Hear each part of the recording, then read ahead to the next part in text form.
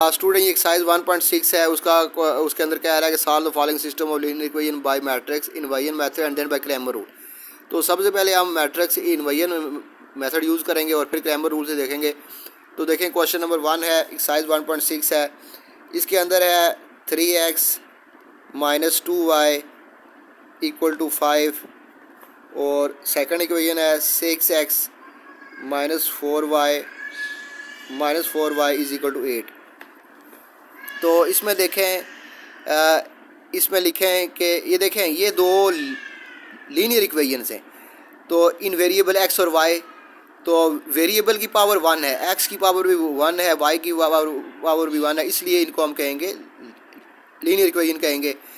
और इनका ये साइमल्टेनियस लीनियर इक्वेशन है, यानी कि हम इनका सलूशन, इन दोनों का इकट्ठे सलूशन फाइंड करेंगे, यानी इनका कॉमन सलूशन फाइंड करेंगे, यानी कि x और y की वो वैल्यू जो इस इक्वेशन को भी सेटिस्फाई करेंगी और इसको भी सेटिस्फाई करेंगी।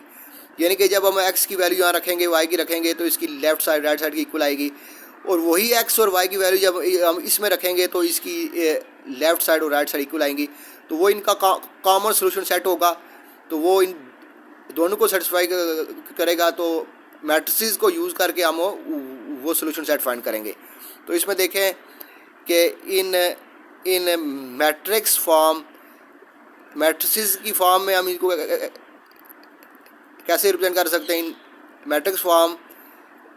Matrix form equations can be written as. तो हम इनको ऐसे लिख सकते हैं, equation can be written as. तो सबसे पहले देखें कि ये एक कोफिशिएंट का मैट्रिक्स लिखें। तो x और y के जो कोफिशिएंट हैं उनका एक मैट्रिक्स बनाए। तो x के साथ 3 है तो यहाँ 3 आ गया, y के साथ -2 है तो यहाँ -2 आ गया, x के साथ 6 है तो यहाँ पर 6 आ गया, और y के साथ -4 है तो यहाँ पर -4 आ गया। तो ये x और y के जो कोफिशिएंट हैं उनका मैट्रिक्स है। x के साथ 3 है, y के साथ -2 है, x के साथ 6 है, y के साथ -4 है। तो यहाँ आगे देखें, यहाँ लिखें x और y और इक्वल करके, इक्वल के बाद एक मैट्रिक्स लिखें, वो जो है इस इक्वेशन के राइट साइड पे जो कांस्टेंट लिखे हुए हैं उन कांस्टेंट का मैट्रिक्स है। तो यहाँ लिखा हुआ है 5 और 8। तो ये एक आ गया मैट्रिक्स। अब इसको कोई नाम दे दें, ये a हो गया, ये x आ गया, और ये आपके पास b आ गया। अब क्या करें, multiplying with a inverse on both sides पे आप a इनवर्स के साथ मल्टीप्लाई कर दें। तो यहाँ से मल्टीप्लाई करें a inverse a capital X equal to a inverse b। तो यहाँ से देखें, हम यहाँ पर लगाएंगे एसोसिएटिव लॉ।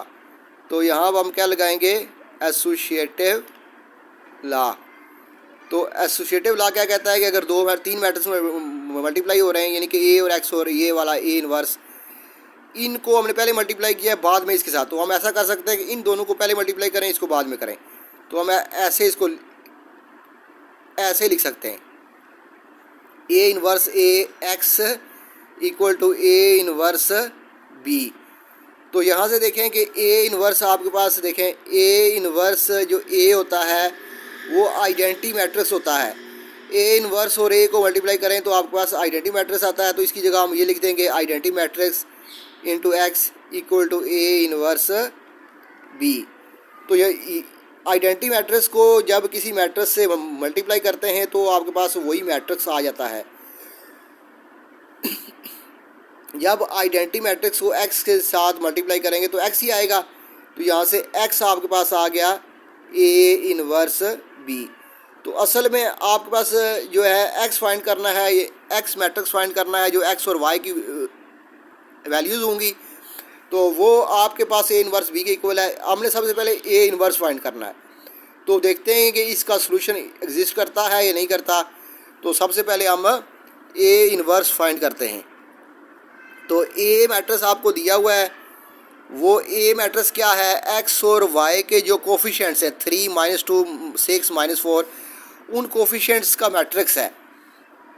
तो वो ये है आपके पास, वो आपके पास है जी 3 -2 6 -4, ये ए है।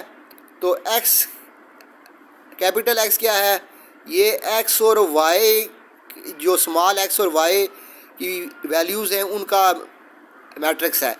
और बी क्या है, बी आपके पास कांस्टेंट्स का मैट्रिक्स है 5 और 8।